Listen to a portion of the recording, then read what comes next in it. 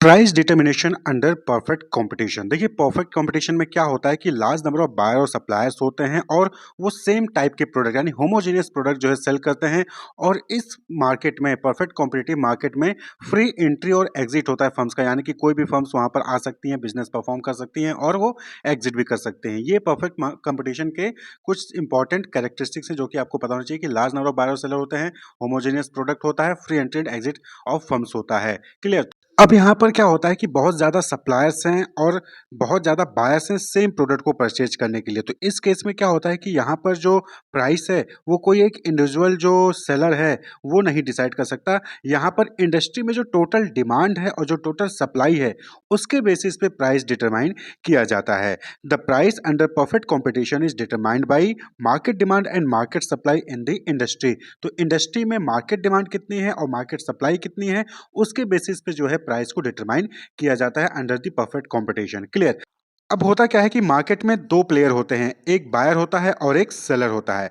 Buyer की objective होती है कि उसको सस्ते से सस्ता प्रोडक्ट मिले, वहीं पर सेलर की ऑब्जेक्टिव होती है कि उसको ज़्यादा से ज़्यादा प्रॉफिट मिले। Objective of the consumers are to maximise their respective preferences and that of the firms are to maximise their respective profit.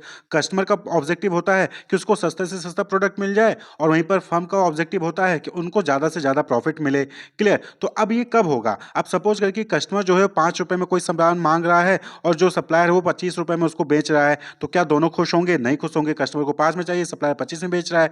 तो ये कब होगा? कब दोनों हैप्पी होंगे? कब दोनों का ऑब्जेक्टिव सेटिस्फाई होगा? जब इक्विलिब्रियम होगा। इक्विलिब्रियम यानी कि बैलेंस्ड होगा, यानी कि जिस प्राइस पे जितना अमाउंट जो है कस्टमर डिमांड कर रहा है उसी प्राइस पे जब सप्लायर भी उतना ही सप्लाई करेगा तो उसी को क्या कहते हैं? उसी को इक्विलिब्रियम पोजीशन कहेंगे, इक्विलिब्रियम मार्केट इक्विलिब्रियम कहेंगे। तो both the consumer and firms objective are compatible in the equilibrium point, यानी कि जब मार्केट डिमांड और मार्केट सप्लाई इक्वल होगी तभी जो है कंज्यूमर और फर्म दोनों का ऑब्जेक्टिव फुलफिल होगा। तो इन इक्विलिब्रियम या फिर in market equilibrium the aggregate quantity that all firms wish to sell equals the quantity that all the consumers in the market wish to buy. यानी कि मार्केट इक्विलिब्रियम कब होगा? मार्केट इक्विलिब्रियम तब होगा जब एग्रीगेट क्वांटिटी, किसी भी industry की एग्रीगेट क्वांटिटी जो कि फर्म जो है वो सेल करने को तैयार है और एग्रीगेट डिमांड किसी भी इंडस्ट्री की जो कंज्यूमर कर रहा है उस मार्केट में वो दोनों इक्वल होंगे तो जो है वो मार्केट इक्विलिब्रियम पोजीशन कहलाएगा। और उसी मार्केट इक्विलिब्रियम पोजीशन में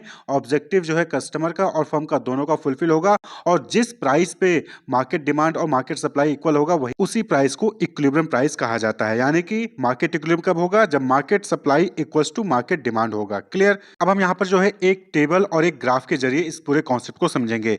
अब सपोज करें कि प्राइस आपको यहाँ पर दे दी गई है कि 5 rupees, 10 rupees, 50 rupees, 20 rupees, 25 rupees, 30 rupees, 35 rupees, अलग अलग जो है यहाँ पर आपको प्राइसिंग दे दी गई है। आपने जो है लॉ ऑफ डिमांड पढ़ा है, वहां पर क्या है कि जैसे जैसे प्राइस इंक्रीज होगी वैसे वैसे डिमांड क्या होगी? डिक्रीज होगी। क्लियर। आपने लॉ ऑफ डिमांड पढ़ा है। तो जब प्राइस, किसी भी प्रोडक्ट की प्राइस 5 रुपीज है तो सपोज करिए डिमांड क्या है? 12 है। लेकिन जैसे ही आपने प्राइस 10 रुपीज की तो वहां पर डिमांड क्या हो जाएगा? डिक्रीज हो जाएगा। सपोज करिए कि 10 रुपीज हो गई। क्लियर। इस तरीके से फिर आपने प्राइस को इंक्रीज किया, 15 रुपीज कर दिया तो वहां पर डिमांड क्या हो गया? और कम हो जाएगी, 8 यूनिट हो गई। इसी तरीके से जैसे जैसे प्राइस इंक्रीज होगी वैसे वैसे डिमांड क्या हो जाएगा? डिक्रीज हो जाएगा। तो यहां पर हमने इमेजिनरी फिगर लिया है। इसी तरीके से सप्लाई के पॉइंट ऑफ व्यू से बात करें तो लॉ ऑफ सप्लाई क्या कहता है कि जैसे जैसे प्राइस इंक्रीज करेगी वैसे वैसे सप्लायर भी और मार्केट में सप्लाई करेगा। यानी कि प्राइस इंक्रीज करेगी तो सप्लायर और सप्लाई करेगा ना। सेलर सोचेगा कि प्राइस बढ़ रहा है तो और ज्यादा सप्लाई करो, ज्यादा प्रॉफिट अर्न होगा। यानी कि प्राइस बढ़ेगी तो सप्लाई भी बढ़ेगी। तो प्राइस 5 रुपए थी तो सप्लायर एक ही यूनिट सप्लाई कर रहा था। प्राइस इंक्रीज हो गई यानी कि 5 रुपए से 10 रुपए हो गई तो सप्लायर ने और सप्लाई बढ़ा दी, अब वो 2 यूनिट सप्लाई करने लग गया। इसी तरीके से प्राइस फिर 15 रुपए हो गई तो सप्लायर ने 4 यूनिट सप्लाई करना स्टार्ट कर दिया। यानी कि जैसे जैसे प्राइस इंक्रीज होगी वैसे वैसे सप्लायर जो है वो और ज्यादा सप्लाई करना स्टार्ट कर देगा। क्लियर। तो ये जो है आप यहाँ पर कॉन्सेप्ट समझ में आ रहा है कि प्राइस जो है अगर इंक्रीज कर रही होगी तो डिमांड जो है वो डिक्रीज करेगी और सप्लायर जो है अपना सप्लाई ज्यादा वहां पर करना स्टार्ट कर देगा। मार्केट में सप्लायर सब ज्यादा सप्लाई करेगा। क्लियर। तो अब यहाँ पर आपको जो है 3 सिचुएशन देखने को मिलेगी। पहला सिचुएशन आप देखेंगे स्टार्टिंग के 3 प्राइस ₹5, ₹10 और ₹15। यहां पर देखेंगे तो डिमांड क्या है? डिमांड ज्यादा है लेकिन सप्लाई क्या है? मार्केट में कम है। डिमांड ज्यादा है, सप्लाई कम है, तो इस सिचुएशन को कहते हैं एक्सेस डिमांड। क्या? Excess demand. यानी कि कस्टमर जो है इन 3 प्राइस पे, 5 रुपए, 10 रुपए, 15 रुपए, इन 3 प्राइस पे कस्टमर ज्यादा प्रोडक्ट की डिमांड कर रहा है लेकिन मार्केट में सप्लाई कम है, डिमांड के अकॉर्डिंग सप्लाई नहीं है। ये एक्सेस डिमांड है। क्यों? क्योंकि यहाँ पर प्राइस कम है और प्राइस जब कम रहेगी तो कस्टमर ज़्यादा प्रोडक्ट की डिमांड करेगा, लेकिन वहीं पर सप्लायर जो है वो कम सप्लाई करेगा क्योंकि सप्लायर को कम प्राइस पे प्रॉफिट ज़्यादा नहीं होगा। तो इसीलिए क्या हो रहा है कि यहाँ पर डिमांड ज़्यादा है और सप्लाई कम है, यानी एक्सेस डिमांड की सिचुएशन है। क्लियर? इसी तरीके से अगला जो सिचुएशन आप देखने को पाएंगे वो क्या सिचुएशन है कि ₹25, ₹30 और ₹35 पे यहाँ पर क्या है कि डिमांड कम है लेकिन सप्लाई ज़्यादा है। क्यों? क्योंकि प्राइस ज़्यादा है, प्राइस ज़्यादा है तो डिमांड कम होगी और जो सप्लायर है वो ज़्यादा सप्लाई करेगा क्योंकि प्राइस ज़्यादा है तो ज़्यादा प्रॉफिट अर्न होगा। क्लियर? तो इस केस में क्या हो रहा है कि यहाँ पर सप्लाई ज़्यादा है। इस केस में यहाँ पर क्या हो रहा है कि यहाँ पर सप्लाई ज़्यादा है। यानी कि जब प्राइसेस कम होती हैं तो वहाँ पर कस्टमर का तो ऑब्जेक्टिव फुलफिल होता है लेकिन सप्लायर का ऑब्जेक्टिव फुलफिल नहीं होता है। और वहीं पर जब प्राइसेस ज़्यादा होती हैं तो कस्टमर का ऑब्जेक्टिव तो फुलफिल नहीं होता लेकिन सप्लायर का ऑब्जेक्टिव वहाँ पर फुलफिल होता है। लेकिन उतनी डिमांड नहीं होती है जितनी की सप्लाई कर रहा होता है। ठीक है? और जब प्राइसेस कम होती हैं तो वहां पर उतनी सप्लाई नहीं होती है जितना कस्टमर डिमांड कर रहा होता है। तो दोनों यानी एक्सेस डिमांड के केस में कस्टमर नाखुश होता है और एक्सेस सप्लाई के केस में जो है सेलर यानी सप्लायर जो है वो नाखुश होता है। लेकिन ₹20 पे आप देखेंगे तो ₹20 पे क्या है कि जितनी डिमांड है उतनी ही सप्लाई है, जितनी ही डिमांड है उतनी ही सप्लाई है। और इसी स्टेज को हम क्या कहते हैं? इक्विलिब्रियम स्टेज कहते हैं। और जिस प्राइस पे ये हो रहा है, इक्विलिब्रियम आ रहा है पॉइंट, उसी को हम इक्विलिब्रियम प्राइस कहते हैं। और जितनी क्वांटिटी उसमें सप्लाई की जा रही है और जितनी क्वांटिटी उसमें डिमांड की जा रही है उसको हम कहते हैं इक्विलिब्रियम क्वांटिटी। इक्विलिब्रियम क्या होता है? बैलेंस, यानी कि market demand is equal to market supply. तो ये इक्विलिब्रियम पॉइंट है, यानी कि यहां पर जो कस्टमर का ऑब्जेक्टिव है वो भी फुलफिल होगा और जो प्रोड्यूसर का, सेलर का ऑब्जेक्टिव है वो भी फुलफिल होगा। तो अगर इसी टेबल को हम जो है यहाँ ग्राफ में प्रेजेंट करें तो इस तरीके से आपको जो ग्राफ देखने को मिलेगा। तो डिमांड क्या है? डिमांड डाउनवर्ड स्लोपिंग है क्योंकि यहाँ पर क्या है? प्राइस बढ़ रही है तो डिमांड घट रही है। और उसी तरीके से सप्लाई क्या है? सप्लाई प्राइस के साथ इंक्रीज कर रही है। क्लियर? सप्लाई प्राइस के साथ इंक्रीज कर रही है इसलिए वो अपवर्ड मूवमेंट है। तो जिस पॉइंट पे सप्लाई कर्व और डिमांड कर्व दोनों आपस में इंटरसेक्ट करेंगे वो पॉइंट इक्विलिब्रियम पॉइंट कहलाएगा। यानी कि वहां पर मार्केट डिमांड और मार्केट सप्लाई क्या है? इक्वल है। तो यहाँ पर आप देखेंगे कि ई पॉइंट है जहां पर सप्लाई और डिमांड कर्व दोनों ही यहाँ पर इंटरसेक्ट हो रहे हैं, यानी कि वो इक्विलिब्रियम पॉइंट हो गया। ठीक है? ई। क्लियर? तो ई पे ही जो प्राइस है वो प्राइस इक्विलिब्रियम प्राइस कहलाएगी और जो आउटपुट है वो आउटपुट इक्विलिब्रियम आउटपुट कहलाएगा।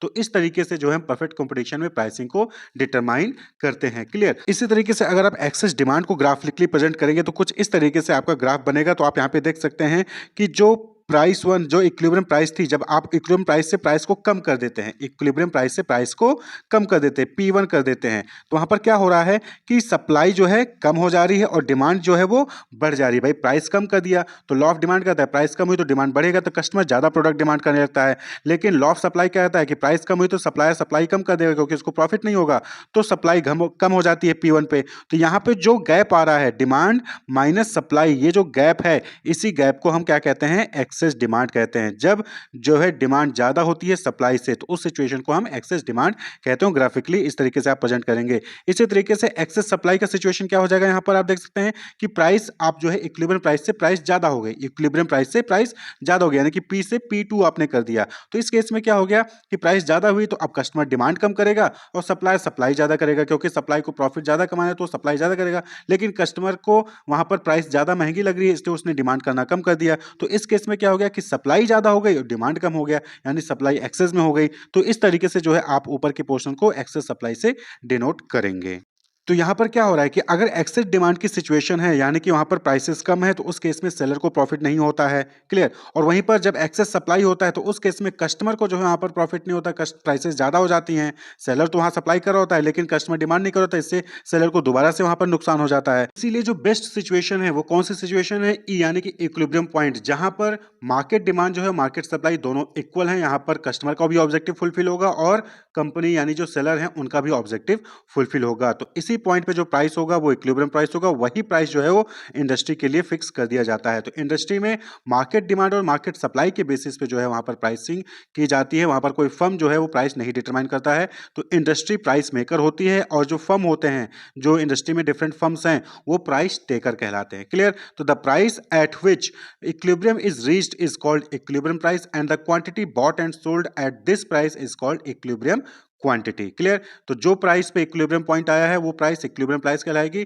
जिस क्वांटिटी पे इक्विलिब्रियम प्राइस आया है, उस क्वांटिटी को हम क्या कहते हैं? इक्विलिब्रियम क्वांटिटी कहते हैं। If at a price market supply is greater than market demand, this situation is called excess supply. जैसा कि हमने बताया कि किसी पर्टिकुलर प्राइस पे अगर जो है सप्लाई ज़्यादा है और डिमांड कम है तो वो एक्सेस सप्लाई की सिचुएशन कहलाती है, और वहीं पर अगर मार्केट डिमांड ज़्यादा है, मार्केट सप्लाई कम है किसी पर्टिकुलर प्राइस पे, तो वो एक्सेस डिमांड की सिचुएशन कहलाती है। क्लियर?